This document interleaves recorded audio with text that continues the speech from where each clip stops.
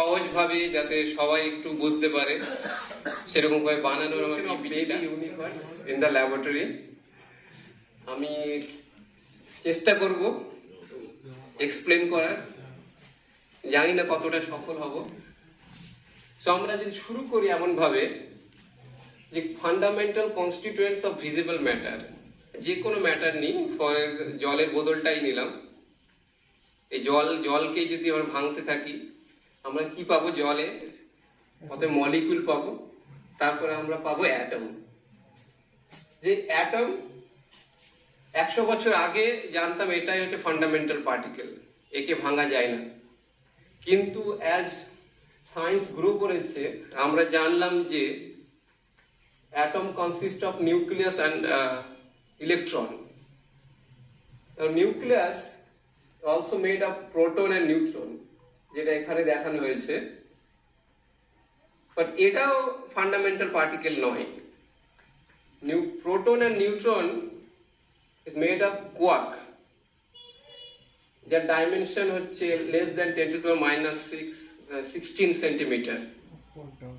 ওকে, so আমরা একটু জেনে নেব কোয়ার্কস এর প্রপার্টিজ সম্পর্কে। সো 6 ধরনের কোয়ার্কস আছে,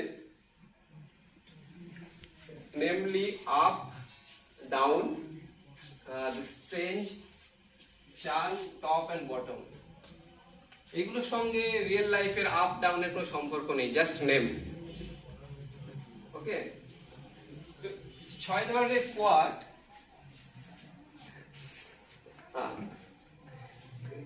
They interact through the gluon exchange. They talk to each other by exchanging gluons. The gluons হচ্ছে mediating particle or exchange particle, and the whole process, the quark এবং কোয়ার্কের মধ্যে interaction যে theory দিয়ে describe করা যায় সেটা হয় কোয়ান্টাম ক্রোমোডাইনামিক্স, ইন শর্ট QCD। আমরা QCD-র আরো ডিটেইলসে কিছু বলবো না, few example Dev. Now coming to the connection to universe or early universe. So according to modern science,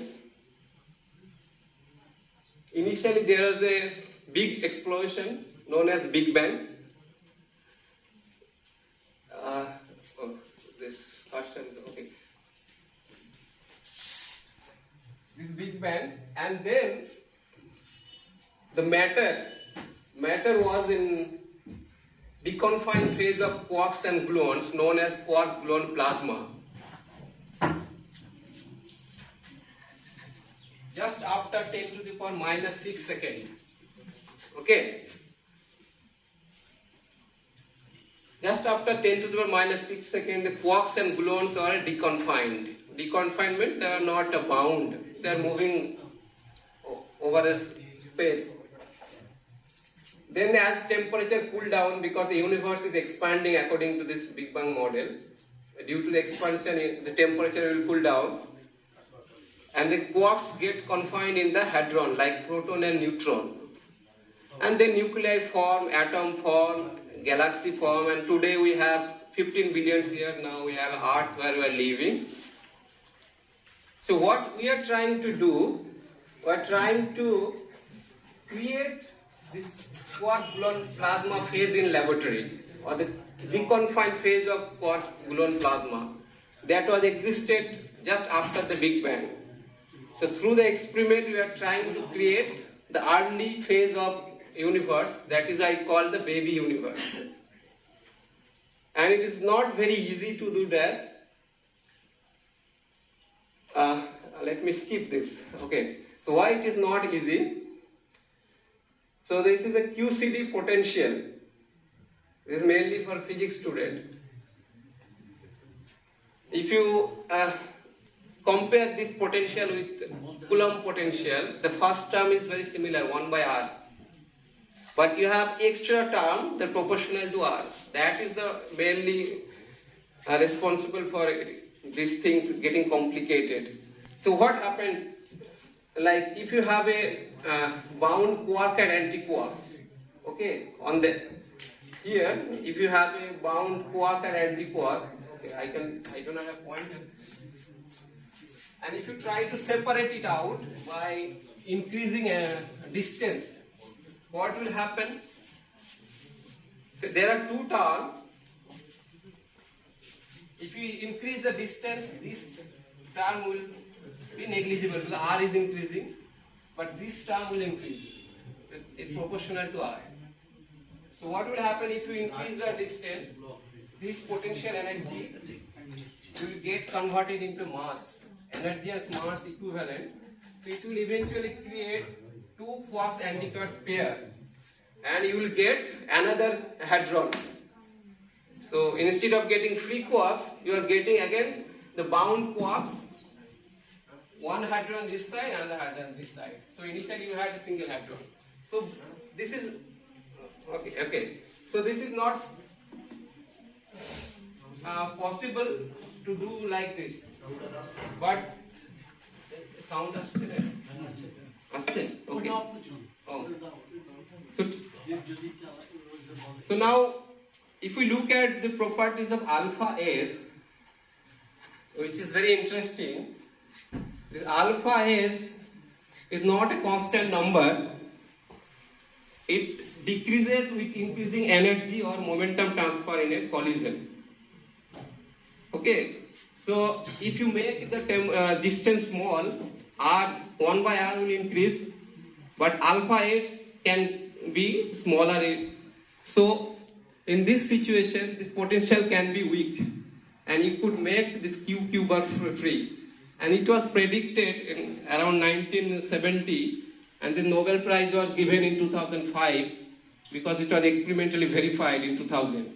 Okay, these three scientists got Nobel Prize for this prediction that it is possible to create a deconfined phase of quarks. Now, this is another theoretical study. I will not go details.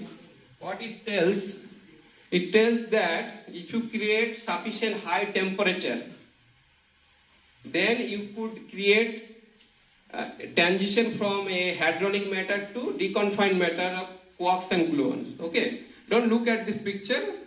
Just for reference, I have given. So, outcome from this study is that if you create a temperature of the order of 170 MeV, now you may see that when you say temperature, we generally use centigrade, Fahrenheit. What is MeV? How much is this temperature 170 MeV? That I will explain. And this deconfined quark matter, we actually use this name quark gluon plasma. So I will be using this term in my talk. So if we compare this temperature, so generally our room temperature is 27 degrees Celsius. That's equivalent to 1 by 40 electron volt in that unit. And temperature inside the sun is 10 to the power 6 Kelvin. That temperature is not also so then if you go to thermonuclear explosion, atomic bomb explosion, that temperature will be 10 to the power 9 K. But that is also not enough. So we need to create 10 to the power 12 K, which is equivalent to 170 MeV. And that can be achieved through the nucleus-nucleus collision.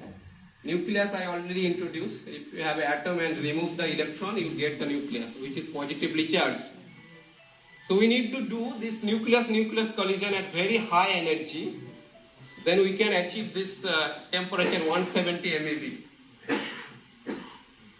Okay, so this is with this motivation, this machine was built. This relativistic heavy ion collider. And it was located in Brookhaven National Laboratory, USA. So I have an animation here. So here we have a new ion generator, or we take a gold atom, we remove the electron and create a gold nucleus, and then it gets accelerated through this small accelerator. So these are all accelerator rate. And then it injected in the main accelerator, and ion gets splitted into beam. We call this a bunch of ion beam. So actually there are two accelerators here, two rings. and ion like circulate in opposite direction. Exactly. And this point, Phoenix, Star, Phobos, and Brahms, these are like intersection point between two rings, where these two green and yellow can make collide. And we have a detector situated here in 4 places. The star is one of the experiments where I am working. And if I give you the size of this accelerator, this is 1 kilometer diameter. And this nucleus is moving with a speed 0.9995, almost the speed of the light. You cannot achieve the speed of the light because it has a mass, but it's close to. If you collide this at this energy, then you will create that 170 MeV or higher than that temperature, which is needed to create the quark-gluon plasma. Okay, so this machine was built into a relativistic heavy-ion collider. We have a bigger version of this in CERN LHC. Large Hadron Collider. Okay. So now I will talk about the star detector where I am working. So now how a detector works in nuclear lab. So we use a simple technique. Like we identify subatomic particles from their trace or footprint they leave in the detector. For example, if you look at this picture, you can easily say that someone walks through this toilet. This footprint of the person you can see. By looking at the footprint, you can say whether it's a man or human or animal or anything, right? But whether by looking at the size of the footprint, whether it is a baby or it's an elder man. So this way we work in nuclear lab. So I can give you an example. This is almost 90 years before the discovery of positron. It was discovered in detectors called cloud chamber. Here you can see the traces of positron that passing through this. It is bending because of the magnetic field was there, and you know the charged particle bends in a magnetic field. So this is almost 100 years before. And what happened in 2022? Our science progressed a lot. So we expect this type of simple picture you will get if you perform a high energy experiment, but not really. You will get this type of data, which is very difficult to identify by just by looking at whether it's how many people walk through this, right? So we need the help of supercomputer to understand the output of this modern day detector. Okay, so this is what we are doing. The relativistic heavy-ion collision or collider is a state-of-the-art machine, and we also attach to a supercomputer. With the help of these two, we do this physics analysis. Now, this is just an example. I will show you the real picture of 2022 data, which is taken by our star detector. So this is animation. It's no animation. The two gold nucleus will come and collide here, and a lot of new particles will produce because mass energy will convert it into mass. And new particles, this many new particles are produced. You can say 10,000 or more than that. Different colors represent different type of particle, and their bending represent different momentum. And this is actually, this image is real. This is captured by the star detector. So I can show you the picture of star detector. First, you can imagine how big is that. This is the size of a standard human. In comparison to this, the detector is size is like that. And main detector is time projection chamber. Like in short, we say TPC, the time projection chamber. So this earlier picture that I showed is taken through this TPC detector. We can say this is the world's largest 3D digital camera. And it's fast and also give you 3D information.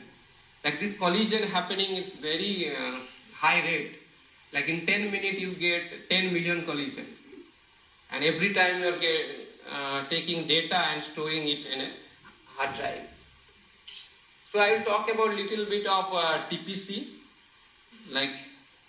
So this was made in Berkeley lab, which is in California, Berkeley.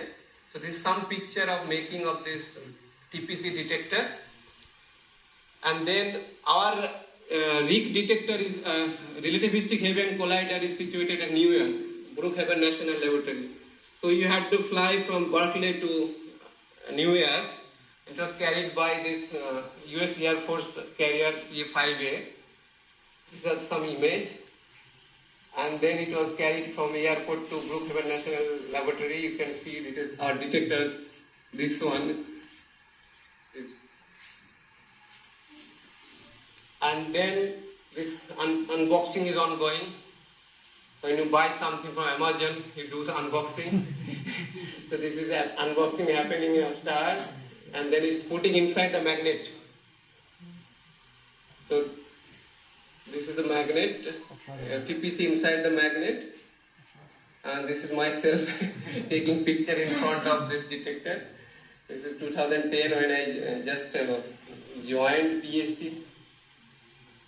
Okay, so talking about the STAR collaboration. The STAR collaboration, this is a huge budget project. One single country involved in this case. And my thesis, one of my thesis paper, you have more than 750 authors and 500 authors in a single paper. So first 2-page number of author, then the number list of institution. 4 or 5th page you will get the abstract. It is your work because 500 authors, how can you convince that's your work? So now what we get a letter from our head of the collaboration. So they have a list like who contributed more in this paper. So they give a letter where we apply and we submit this letter to this particular institute. So this is why we work. So this is the high energy physics. The people who want to join high energy physics.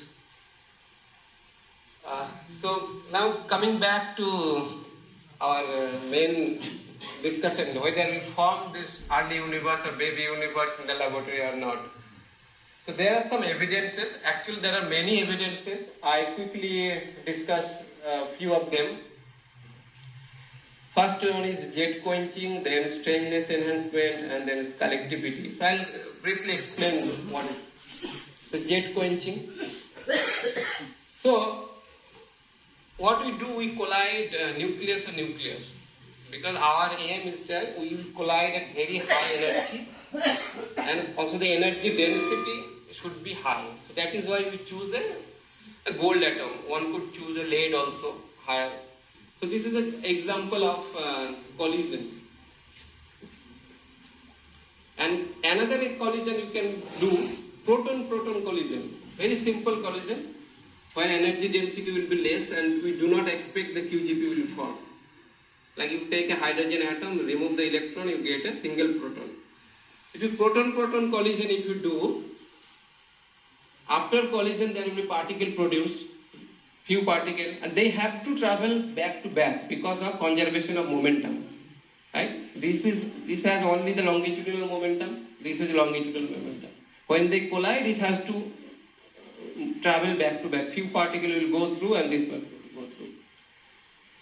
What happened in this case? It is like a multiple proton-proton collision. The nucleus consists of lot of protons in this side and this side.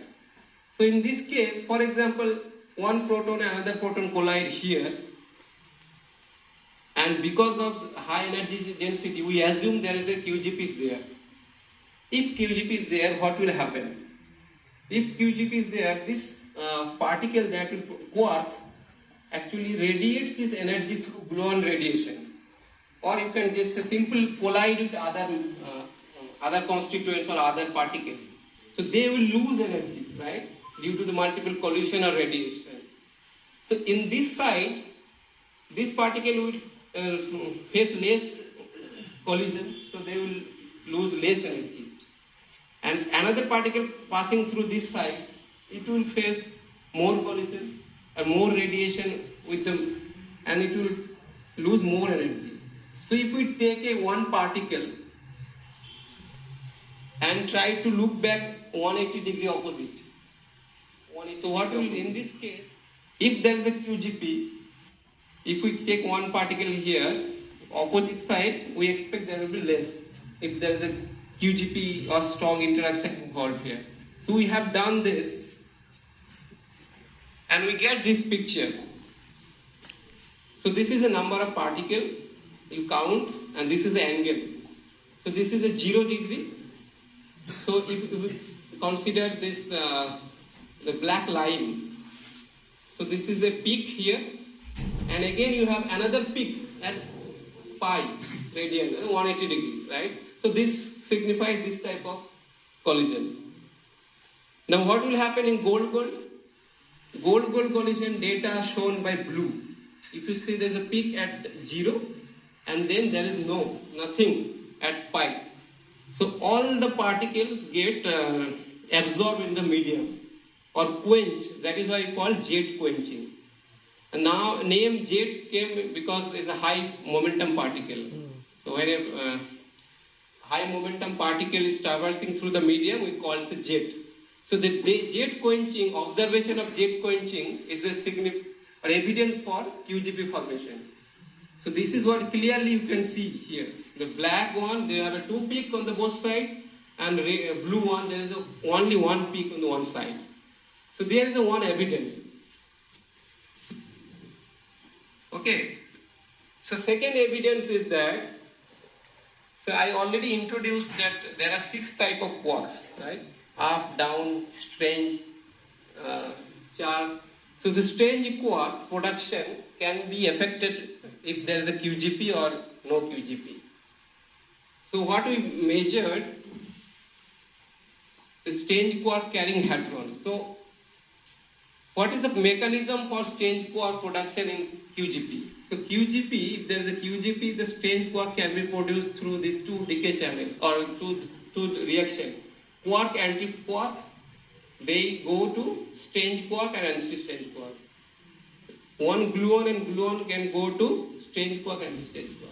So you can simply, a physics student can calculate what is the threshold energy needed for strange quark. Okay, just the mass of strange quarks times 2, right? Or you can say mass of strange quark plus mass of anti-strange quark.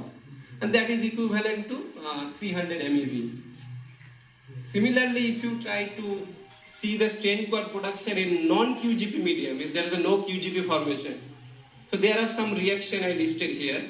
In this case, the minimum energy required up to more than 500 MeV. So basically, this will be more favored, right?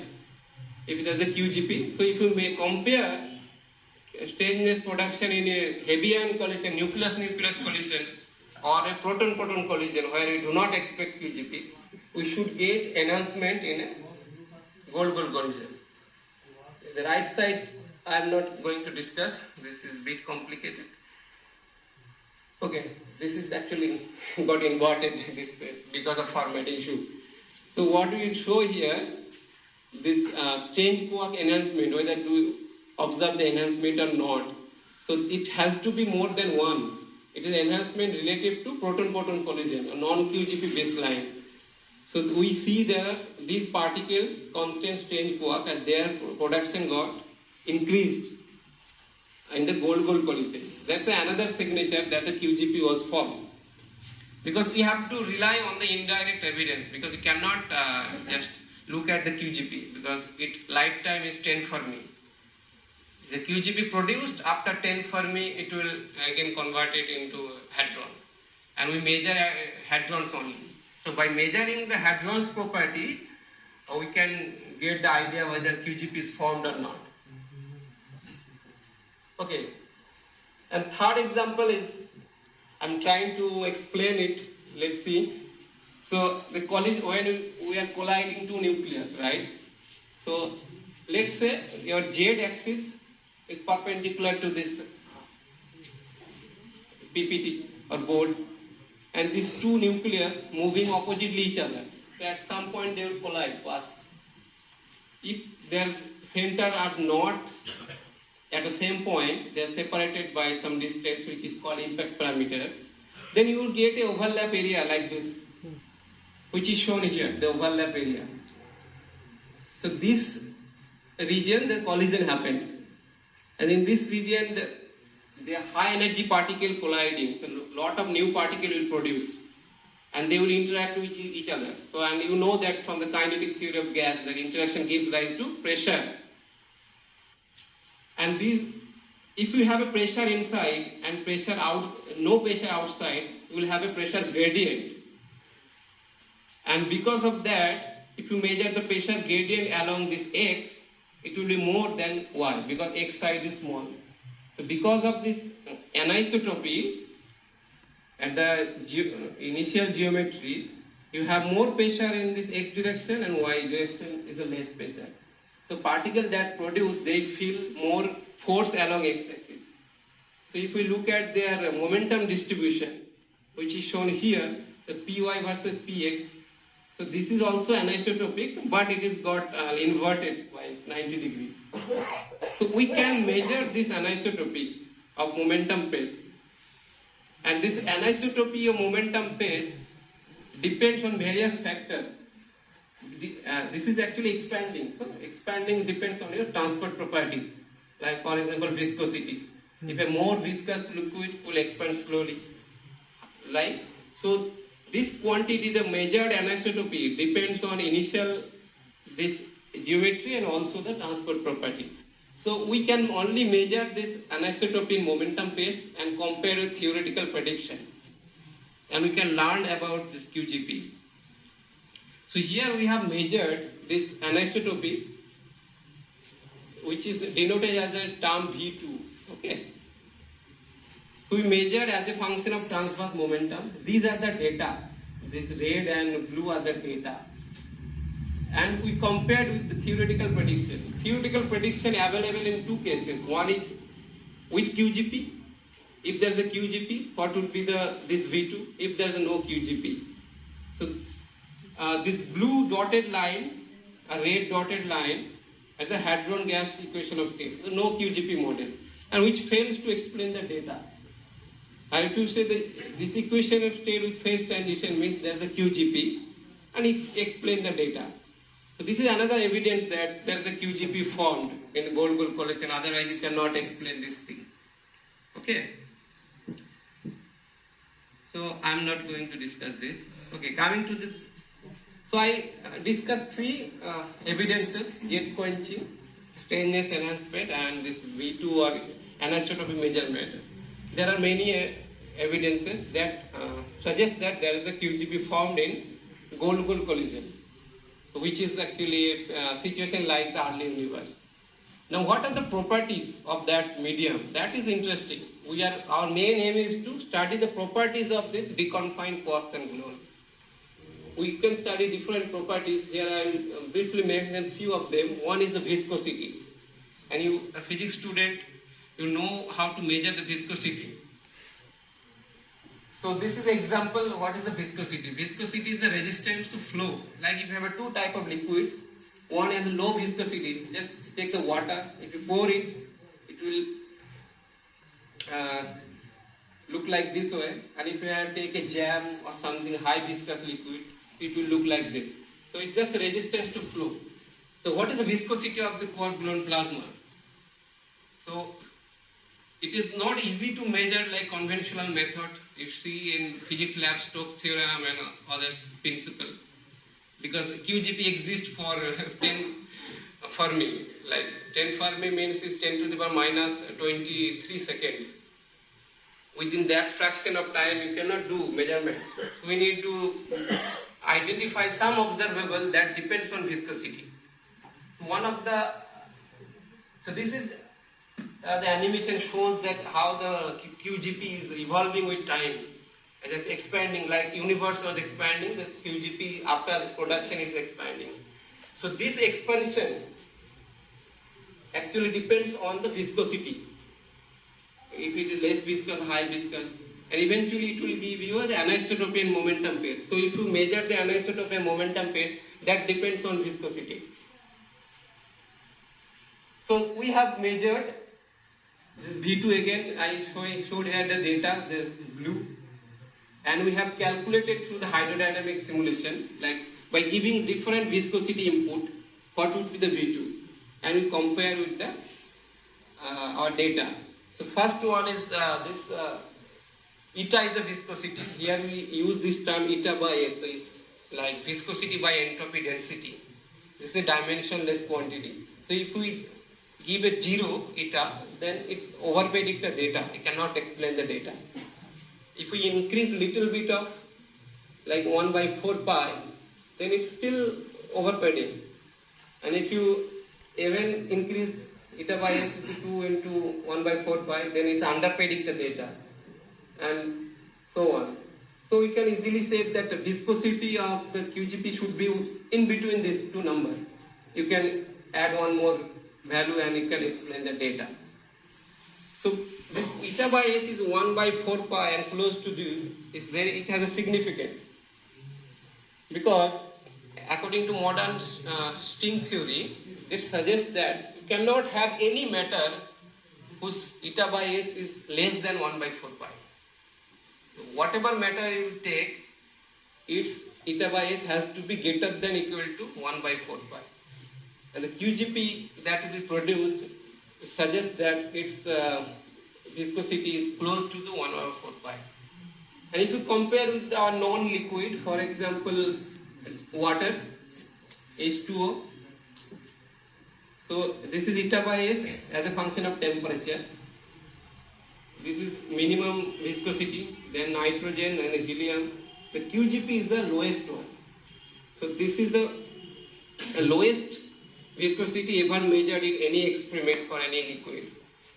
You cannot find any other liquid in nature which has the lowest viscosity. That is why we call this a perfect fluid or a nearly perfect fluid. Okay. And now, whether this fluid, when I am saying fluid, it could be a gas or it could be a liquid, right? Common term is fluid. Now, whether the QGP or this primordial matter is a gas or the gas state or liquid state. So we can learn from this animation, if there is a liquid, then the intermolecular distance or the mean free path will be small, right? Mean free path is the average distance between two collisions. If you have a gas, their intermolecular distance will be large. Now we cannot measure intermolecular distance in QGP or inter-quark distance. So what we know, the mean free path is actually proportional to the eta by S, or viscosity over entropy density. And we measured the eta by S is very small, so that we can say that QGP is in liquid phase, not in gas. Otherwise, the eta by S would have large. Okay. So what we learned, we created a quark-gluon plasma that mimics the early universe. It has the smallest viscosity and it is also in liquid state. Okay. And other properties, you can also measure the diffusion coefficient. How do we understand diffusion coefficient? You take a liquid or like some water, you add few drops of color, for example ujala liquid, you put it here and it will diffuse like this. And how quickly it will diffuse, that depends on diffusion coefficient. Okay. The QGP is also liquid, then you could easily ask what is the diffusion coefficient. If you add something, then how it is. So we'll follow this approach. Like QGP is, you can say, the thermal bath of light quarks, up and down quarks. Their mass is very small, so mainly they consist of QGP.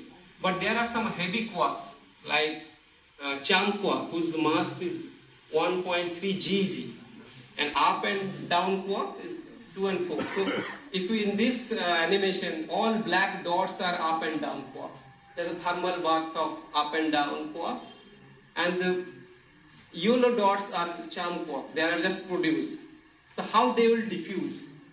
And we know that it will undergo Brownian motion, right? If you take water and put a pollen grain, it will never be at rest because it will keep on colliding with other molecules. Okay, they have vibrational and so the diffusion coefficient actually from the textbook you will know that the average squared average distance is 2 times diffusion coefficient times t. This is Einstein theory. So again, if we measure this anisotropy parameter of the charm quark, cannot calculate charm quark because we calculate the hadron. So we will measure the anisotropy of charm quark carrying hadron. Then we can extract this diffusion coefficient. Okay, again, this is what important. So this particular one hadron is D0. It consists of one charm quark and one U quark, which has mass 1.8. If we measure their anisotropy parameter, the D2 as a function of transverse momentum, and we compare with theory prediction with no diffusion, if we do not assume that it is undergoing Brownian motion, then it cannot explain the data. If we assume that it's undergoing the Brownian motion and with this diffusion coefficient, then it can explain the data. So from this measurement we can again calculate the diffusion coefficient. Okay, so let me summarize for this physics part. So there are some evidences, the formation of primordial matter that we created in the lab, and we measured their properties. There are various properties we measured. One of them is the viscosity, which says that it's perfect fluid, and heavy quarks actually exhibit a Brownian motion in the thermal bath of light quarks. There is a partons means it's general term for quarks and gluons. Okay, so in summary we have created a soup of quark gluons. Okay, so this was like end of the physics talks. Few more things I would like to share. So I'd like to acknowledge the star collaboration where I'm working, the member, Department of Science and Technology for funding, Department of Atomic Energy, INSA New Delhi, and also Indian Academy of Sciences Bengaluru. And my special thanks to my PhD supervisor, the forever young person, you can see. So it's Professor Vedangdas Mohanty, professor at IISER Bhubaneswar, is fellow of all Academy of Sciences and also J.C. Bose Fellow and Fellow of American Physical Society. And he has been awarded with this two highest prize, Infosys Prize, that is given by Infosys Group, and also the Shanti Swarup Bhatnagar by Government of India. So he actually showed me that when you're doing a research, just don't do just for getting a job. If you like it, then you continue the research. Okay, so last few words here about our IISER where I'm working. So there are 7 IISERs. One is at Mohali, and then we have Bhopal, Pune, Kolkata, Berhampur, Tirupati, and Thiruvananthapuram. The Kolkata and Pune was the oldest one, and Berhampur was the latest, that is started in 2016, and I joined there in 2018. So really new institute. We are still in a transit campus, and our new campus is under construction. This is a picture of like what will look like after 2-3 years. So it is just 400 meters away from the Bay of Bengal beach. We'll have a personal beach there. And all this tree you will see, all of the cashew nut tree. And this is the proposed, there will be 3 hostels, 1 girls hostel, 2 boys hostel. This will be our academic building for all institute, all departments. These are the staff quarters, these are the faculty quarters, and these are some small, I think they will make a place for shop, and this will be a small medical facility because it is situated in the, you can say, forest. No, nearest town is 25 kilometers away where you will get grocery, everything. Nothing is there in place right now. But still we have kept more than 200 students there. 1 hostel is now ready, and we are going there to teach them. So It takes 1 hour by car to go there. We go there, teach, and come back to our transit campus, because in transit campus we have a lot of space issues. So slowly, I think within 2 years we will move there. And a few details about IISER Berhampur. So it was mainly established for teaching and research, to make a connection between this basic research in basic science. Okay. And we offered 5 years BSMS program, that is the integrated MSc program. We offer the PhD program, and we also recently started the integrated PhD program for the BSc student.